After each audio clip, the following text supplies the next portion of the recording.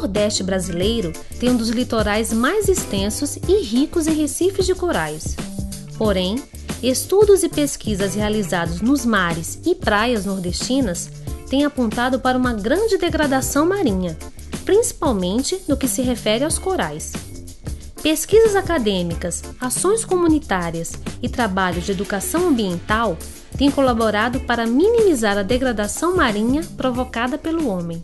A degradação dos recifes de corais pode trazer sérias ameaças ao ecossistema marinho? Para responder esta e outras questões, nós recebemos o professor Mauro Maida. O professor Mauro Maida é doutor em Ecologia Marinha e coordenador do projeto Recifes Costeiros. Professor Mauro, obrigado por ter atendido nosso convite. Obrigado. Professor, o que vem a ser um coral marinho? Um coral marinho é um dos organismos primitivos do mar, do grupo das águas-vivas. São parentes das águas-vivas. Eles funcionam como uma água-viva virada de cabeça para baixo, com os tentáculos voltados para cima. E eles têm uma grande capacidade de secretar, depositar um esqueleto calcário bastante grande. Esses indivíduos, essas colônias, formam os recifes de coral que a gente tem quase em toda a costa de Pernambuco. E por que essa preocupação toda com os recifes de corais, com essa degradação dos recifes de corais? Os recifes de coral sempre foram muito importantes para a sociedade. Por exemplo, o nome da capital de Pernambuco é Recife, justamente por causa desses ecossistemas. É um bioma marinho que ocorre em áreas tropicais, é um ecossistema que precisa de ter águas quentes para crescer e sobreviver, e águas claras também. Por isso ocorrem em mares tropicais. E normalmente na costa leste dos continentes, onde toda a costa leste é banhada com águas mais quentes do que a costa oeste.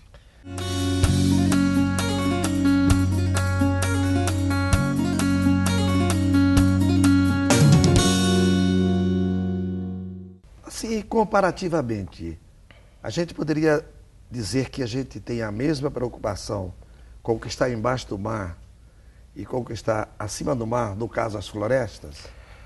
Na realidade não, a gente tem uma discrepância muito grande de como se sente o mar. Normalmente as pessoas conhecem o mar da praia e conhecem muito pouco o que acontece embaixo da água. Na nossa área aqui, a gente tem as florestas tropicais, que é a Mata Atlântica aqui, que é bastante comum. Hoje a gente tem somente 5% delas preservadas aqui no estado. A gente tem as florestas de transição, bastante comuns aqui também, que são os manguezais. E embaixo d'água nós temos as florestas tropicais submarinas, que são os recifes de coral. No Brasil, os recifes de coral só ocorrem no Nordeste, do sul da Bahia até mais ou menos o Maranhão. E no mundo, como é que se comporta a existência de recifes de corais? No mundo, os grandes centros de recife de coral, as áreas, são o Indo-Pacífico, principalmente a região da Austrália, por exemplo, e a gente tem também recifes de coral no Caribe. Os recifes brasileiros são típicos daqui, eles são isolados dos outros recifes do mundo. Por exemplo, os recifes brasileiros são os únicos recifes do Oceano Atlântico Sul. Na costa da África a gente não tem recifes, e aqui a gente tem esses recifes típicos brasileiros, que a gente não encontra em nenhum outro lugar no mundo. E qual é o papel dos recifes de corais no controle e no equilíbrio do ecossistema marinho? Imagine uma praia, né? Uma praia é uma coisa plana, mais ou menos de 2 dimensões, com areia, né? O recife de coral, quando o coral começa a crescer, ele começa a criar a tridimensionalidade do ecossistema, exatamente como se fosse uma floresta submarina. Essa tridimensionalidade favorece o desenvolvimento de outras espécies. Por exemplo, uma toca de um peixe, uma toca de um polvo, funciona exatamente como uma árvore com ninhos de passarinhos, com macacos. Então o recife de coral dá tridimensionalidade no ambiente que aparentemente é plano, bidimensional, assim cria hábitats diferentes para você ter uma grande variedade de espécies. os recifes de coral são os ecossistemas mais ricos em termos de biodiversidade do mundo. A gente pode chegar a encontrar até mais de 1 milhão de espécies em uma área pequena.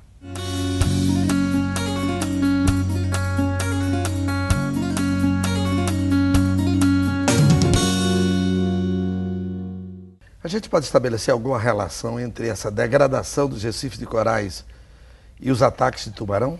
Olha, o recife, um ecossistema como uma mata, um recife de coral, você tem os vários animais e plantas que formam a cadeia alimentar. Por exemplo, como eu havia falado das analogias, o ecossistema marinho, o recife de coral marinho, funciona exatamente da mesma forma que uma floresta. Por exemplo, a floresta tem os animais herbívoros, por exemplo. Um exemplo, um papagaio. No recife de coral você tem os peixes herbívoros que desempenham a mesma função ecológica, como é o caso de um peixe-papagaio, né? A gente tem, por exemplo, numa floresta, dá um outro exemplo de função, você tem as taturanas ou os bichos cabeludos, são as lagartas que queimam. Num recife de coral, por exemplo, a gente tem um poliqueta, que é um tipo uma minhoca com pelo também que queima, a mesma função. E quando você vai subindo na cadeia trófica, na cadeia alimentar, você tem, por exemplo, na Mata Atlântica as onças e, no caso do recife de coral, um bicho predador típico é o tubarão, por exemplo, o tubarão cabeça chata, que tem causado esses impactos que a gente tem visto aqui, né? Sem dúvida, o que acontece, os tubarões começam a atacar quando existe um desequilíbrio, por exemplo, a falta de alimentação, né? Hoje a gente sabe que a maior parte do mar brasileiro está sobreexplotado, significa que foi mais explotado do que a capacidade de recuperação dele. Então, com isso, falta alimento para animais do topo da cadeia trófica, como é o caso do tubarão. Bom, essa é uma das possibilidades que a gente pode ter, né? Todo mundo sabe que, por exemplo, há 20, 25, 30 anos atrás, os recifes daqui da nossa região eram muito mais ricos em termos de pescado. A gente, como pescador mais antigo, pode falar, eu ia na praia, pescava 1 hora, saía com 15 quilos de peixe. Hoje, a pessoa, se pegar 15 quilos de peixe, tem que passar 3 ou 4 dias pescando. Então, é um sinal de degradação, sem dúvida. E devido a essa degradação, como é que está o sistema de preservação dos recifes de coral na costa nordestina? Até poucos anos atrás, 15 anos atrás, os recifes de coral, apesar de serem muito importantes historicamente, né, para o Nordeste brasileiro, quase todas as gerações, principalmente em Pernambuco, viviam dos recursos que saíam dos recifes de coral. Hoje toda a nossa, por exemplo, a nossa grande gama de pratos típicos do mar, basicamente são feitos com animais de recife de coral. Por exemplo, o polvo no coco, a cioba frita, o bobó, né? Então, esse ecossistema sempre foi um fornecedor de recursos muito importante para fundar a sociedade nordestina.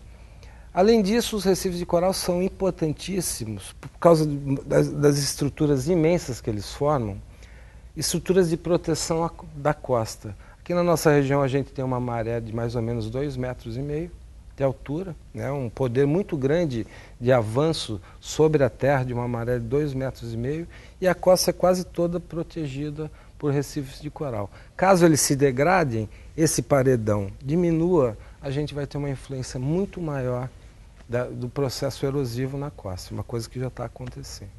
E é possível reverter esse quadro? É possível, sem dúvida. A gente tem algumas experiências, né? Na realidade, até poucos anos atrás, a legislação era muito falha em termos de conservação desses ecossistemas. Na realidade, o sistema de meio ambiente brasileiro não reconhecia um recife de coral como um bioma, como a gente tem a Mata Atlântica, a Amazônia, a Caatinga, né? De uns anos para cá, a partir de 97, o governo brasileiro começou a reconhecer esses ecossistemas como ecossistemas importantes, e as primeiras leis de proteção foram surgindo, com os trabalhos basicamente das universidades. E o UFPE teve uma participação muito grande na elaboração, na criação do conhecimento científico para subsidiar a criação dessas leis. E o que é que degrada os recifes de corais? Historicamente, a gente teve um processo de degradação muito grande que durou até o final da década de 70, que foi a extração de corais para se fazer cal. A maior parte das construções antigas do nosso litoral usavam o cal. Eles tinham um sistema de caieiras. A gente já se escuta, né? Uma caieira em Itamaracá, por exemplo. Existem várias áreas que existem caieiras antigas. O que eles faziam? Eles tiravam as colônias imensas de coral. Por exemplo, um coral desse tamanho pode chegar a ter 300 anos de idade. A taxa de crescimento deles é muito pequena. Então eles arrancavam o coral, picavam ele, cortavam a mata e faziam grandes fogueiras na beira da praia. Porque esse processo transformava o carbonato de cálcio em cal, que era usado para várias coisas. Por exemplo, para a construção civil, para a correção de solo nas plantações, né, para corrigir a acidez do solo. Um outro fator também é que a extração intensa de recursos pesqueiros, né? Os recifes, como são muito próximos da costa, eles sempre foram muito explorados para a pesca. Professor, diante deste quadro, quais são as formas de preservação? O que se tentou fazer, né? A primeira coisa foi criar a base legal para promover a conservação. Porque, na realidade, antes de 97, qualquer pessoa poderia extrair qualquer coisa de um recife de coral. Isso já não acontece na mata. Hoje a gente tem, por exemplo, uma legislação de proteção às matas, aos ecossistemas terrestres, que é muito mais evoluído do que a nossa conservação marinha, por exemplo. Então, a primeira coisa é criar base legal para você poder promover a conservação, ditando algumas regras de comportamento humano dentro dos ecossistemas e limites de extração também para os recursos, né? Obviamente, todo mundo sabe que os recursos marinhos não são ilimitados, né? Ele funciona como qualquer outro modelo de produção. Por exemplo, um pescador, um exemplo básico, a maioria dos pescadores tem um galinheiro atrás de casa, né? Eles criam galinha e eles sabem, se eles comerem todos os ovos, comerem todos os pintos e comerem todas as galinhas, a produção vai para o brejo, literalmente. No mar a gente tem uma visão diferente. A gente tenta aumentar a produção, mas não toma conta. A gente come ovas, a gente come filhotes e a gente come principalmente os reprodutores grandes, né? Um outro exemplo, a pecuária. A gente toma muito cuidado com um boi, com um touro reprodutor, né? Aqui no mar é o contrário, a gente pesca em época de reprodução. Então, é uma coisa que a gente tem que mudar a visão de como que a gente trata o mar para poder ter esses recursos para as próximas gerações. Basicamente, você precisa de base legal, precisa de conscientização, precisa de vontade política, obviamente, para fazer controle, né? Nada mais. Hoje um recife de coral precisa de controle social. Quanto mais você tem que estabelecer limites. Você não pode todo mundo pescar tudo ao mesmo tempo, senão vai acabar. Para mim é uma coisa óbvia, mas trazendo para a questão de produção, talvez a gente consiga mudar um pouquinho essa visão de como tratar os recursos pesqueiros.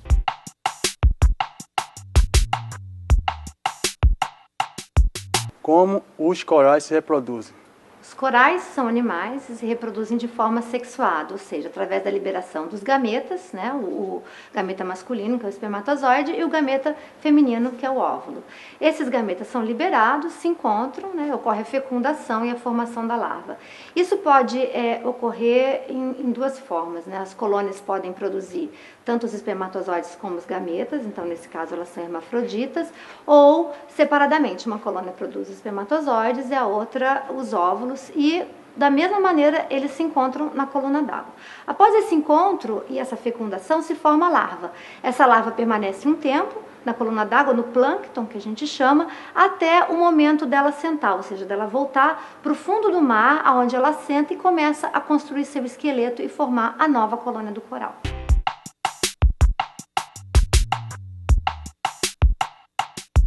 Professor, e o turismo? Tem alguma influência sobre a degradação dos recifes de corais?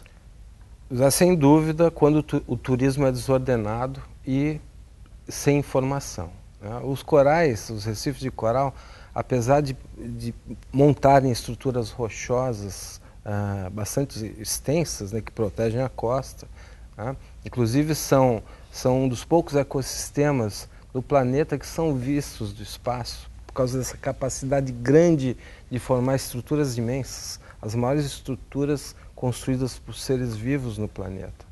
Eles são bastante frágeis. Sua parte viva, que é a parte superficial de uma colônia de coral, é muito frágil.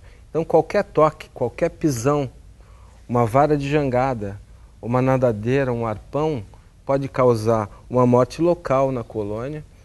Essa área pode vir a infeccionar. No mar a gente tem muitos micro-organismos que infeccionam bastante tudo. E uma colônia que pode chegar a 400 anos, uma colônia grande, morrer em uma semana por causa desse mau uso, né? Existe uma série de comportamentos que o turista tem que seguir quando visita um recife de coral. Por um exemplo é não pisotear um recife de coral, não quebrar coral, não levar souvenir, porque quebrar um coral é exatamente a mesma coisa do que você arrancar uma árvore nobre de uma floresta.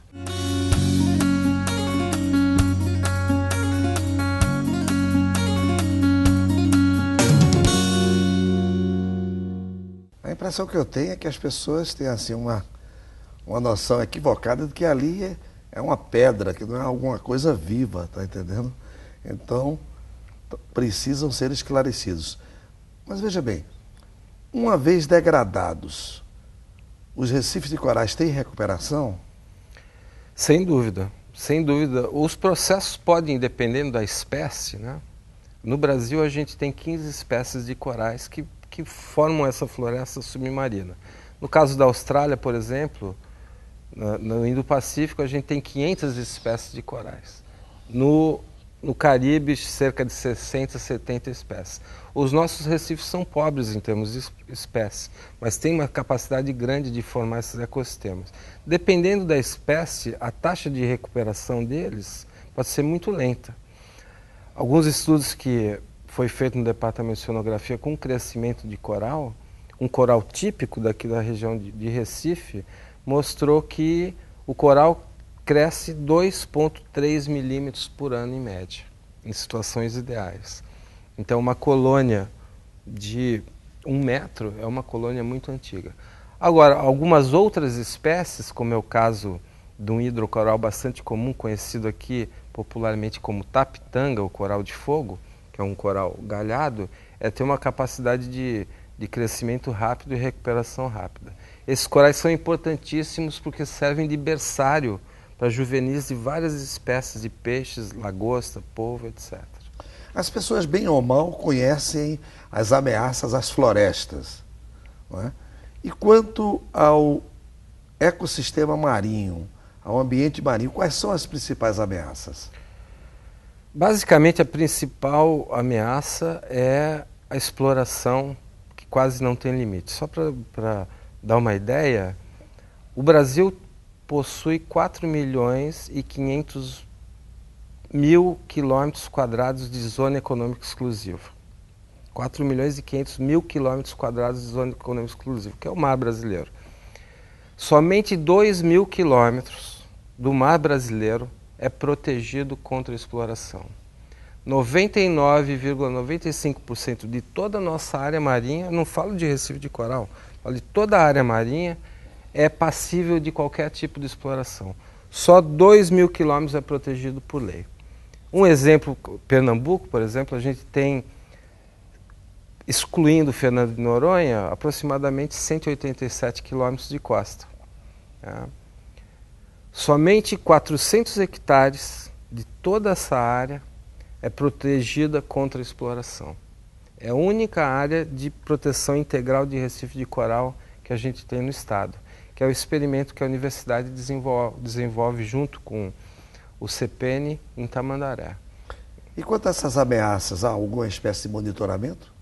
Para a pesca em geral, existem sistemas de governo, né, que fazem controle de pesca, mas elas não são ainda muito eficientes e não cobrem todo o território. A pesca oceânica, por exemplo, hoje está se implantando um sistema de controle e acompanhamento via satélite, né? Um programa de rastreamento via satélite. Mas a gente ainda está muito primário nessas questões de conservação marinha no Brasil. A Universidade Federal de Pernambuco desenvolve algum estudo especial sobre os corais? A universidade desenvolve um estudo de corais, dos corais talvez há uns 20 anos já, e principalmente do Centro de Tecnologia, o Departamento de Oceanografia, o Centro de Ciências Biológicas também com a parte de Biologia Marinha, e mais especificamente um trabalho de cooperação com o CPN em Tamandaré, que se desenvolve há 15 anos, que foi justamente tentar criar subsídios científicos para criar a base legal de conservação dos recifes brasileiros. Por exemplo, hoje Pernambuco tem a lei estadual mais evoluída de conservação de recife de coral. É um trabalho que foi feito com a UFPE, na época, o IBAMA, com o órgão estadual de meio ambiente, CPRH, e hoje Pernambuco reconhece a importância do ecossistema, pelo menos em lei. E a ideia é tentar se replicar esses processos ao longo de toda a costa nordeste. E o que é que esses estudos da UFPE têm revelado? Uma das coisas mais interessantes, que é talvez o experimento mais longo de recuperação e conservação de recife na história do Brasil, é que tem se desenvolvido em Tamandaré nos últimos 12 anos. Ali a gente tem uma área fechada, uma área de recifal, de 400 hectares, que há 10 anos ninguém entra. É uma área exclusiva para pesquisa. E a gente observou, monitorando essa área ao longo dos últimos 10 anos, que o ambiente ainda é muito resiliente, o que significa que ele tem uma capacidade muito grande de recuperação ainda. Logo após um ano de fechamento que a gente tirou a exploração, o impacto mecânico de exploração, o uso turístico, quase em um ano o número de espécies, a quantidade de peixe chegou a 13 vezes mais do que você vê do lado de fora. Então existe uma capacidade muito grande. A situação ideal é que isso seja replicado em várias áreas de recife de coral na costa de Pernambuco. Que essas pequenas áreas sejam criadas em todos os municípios, por exemplo. E aí chegamos à questão da educação ambiental. Como fazer para levar informações às pessoas? Aos poucos a gente está vendo que as pessoas estão mais conscientes justamente por causa dessa criação da base legal. O Estado, o governo mostrando que está preocupado, mostrando isso se criou várias linhas de financiamento, então vários projetos de educação ambiental têm sido desenvolvidos com o Recife de Coral e principalmente o Recife de Coral para o estado de Pernambuco é muito importante em termos da indústria do turismo, né? A gente recebe muita gente por causa das belezas do Recife de Coral, que chama as piscinas naturais, as águas claras, mornas, os peixes coloridos, né? Na verdade é um jardim submarino que traz muita riqueza para o estado.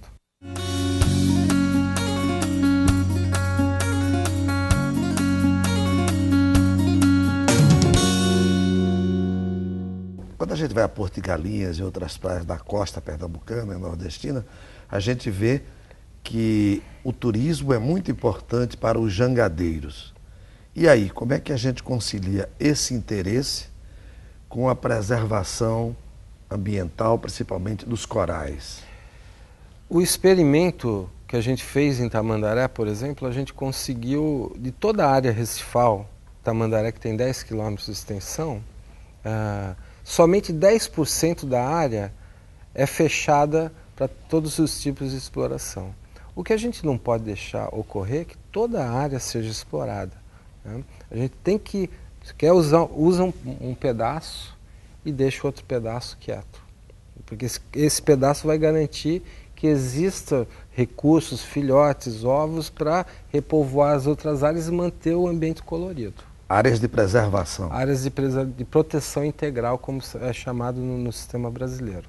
Áreas de proteção integral, onde não é permitido extração e, em muitos casos, nem visitação. E os turistas?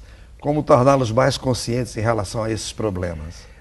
Eu acredito que programas locais, né, de educação ambiental, que você valorize o patrimônio localmente, é muito importante para isso. Não adianta esperar que ou o governo do estado ou o governo federal faça o serviço que a gente tem que fazer no nosso quintal. Na realidade, eu acredito que o município detentor do Recife de Coral tem que valorizar o ecossistema e tem que promover a informação geral para não acabar perdendo o grande filão, né? A galinha dos ovos de ouro, né? E há investimentos governamentais para a preservação marinha? Existem, não são muito fáceis, né? Mas existem bastante, não muitos investimentos, alguns editais, mas também existe muito dinheiro de organizações internacionais que se preocupam com isso, né? É o que a gente tem tentado fazer, manter a estrutura de pesquisa e de formação de alunos com várias fontes de financiamento, fontes do governo, fontes oficiais de pesquisa e fontes oriundas de órgãos internacionais. Professor Mauro Maida, nós queremos agradecer a sua presença e participação no nosso programa, falando de ciência e tecnologia. Muito obrigado. Muito obrigado, eu que agradeço a oportunidade.